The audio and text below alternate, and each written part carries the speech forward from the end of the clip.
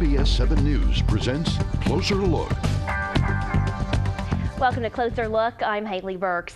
7 different candidates are vying for a U.S. Senate seat representing the Lone Star State. Now, that seat is currently held by Senator John Cornyn, who has been in office for 12 years. Now, with just under 2 months before the primary, things are heating up.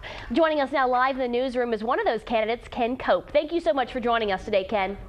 It's an absolute pleasure to be here. Thank you for inviting me. Now, Ken, to start off, can you give us a little bit of your background? Certainly.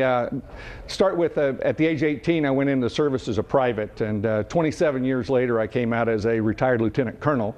At the same time, I also went into the private business, and I joined a major aerospace manufacturing company as a cost control specialist. 28 years after that, I retired as one of its corporate executives with a reputation of solving problems and getting things done. Thank you. Is this your first foray into politics, sir? Yes, it is. I've never run for office before. This is completely new. I've been sitting at home like everyone, just being frustrated with what they're seeing not being done in Congress and in the United States Senate.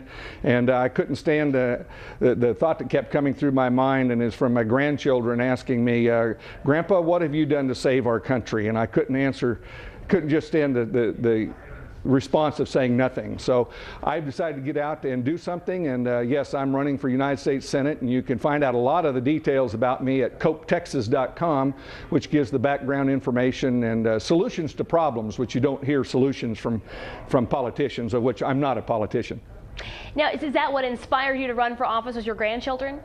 Yes, that was a key issue, and I also looked at what my qualifications were versus the other candidates and the incumbent, and I believe that my unique set of qualifications is going to be needed by this country, not just the problem solving, but I've negotiated billions of dollars of contracts internationally in aerospace, and recently I was intricately involved in putting together a business plan and a proposal that brought $2 billion contract back into this country from Brazil, and I don't think that those are skill sets that are available by other candidates to serve in this office.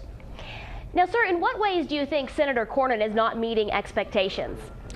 I believe he's failed leadership. When you look at the 8 times that he's voted to increase the debt ceiling, I would not have voted for it the first time. And when you see that he is responsible for the coordination of the Senate caucus of Republicans and what happened with the Obamacare issues just not very long ago, he actually was not a force of unity, but actually broke apart the Republican Party. And when you look at other activities from campaign finance, you understand that he is just not a leader, and he has lost touch with the citizens of Texas, and he seems to have forgotten who he works for.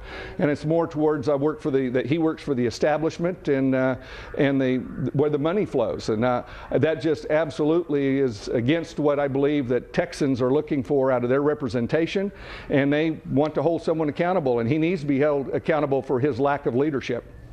Now, you've also previously stated some strong support for term limits. Can you tell us about that? I'm absolutely in support of term limits. I believe that no senator should serve more than 2 term limits. And if I'd be so blessed to be your next representative in the United States Senate, that is a self-imposed restriction that I will have under no situations. And I will be issuing a contract that you'll be able to look at and see on copetexas.com that I will sign up for that, and say that among several other commitments that I will make concerning campaign finance, and I will be living under the same rules, and whatever the laws are passed, I intend to comply with them. All right. Well, we appreciate your time very much. We're out of time today, but thank you so much for joining us. Absolutely. Thank you for having me. That is Ken Cope, and he is a candidate for the U.S. Senate. Thank you very much.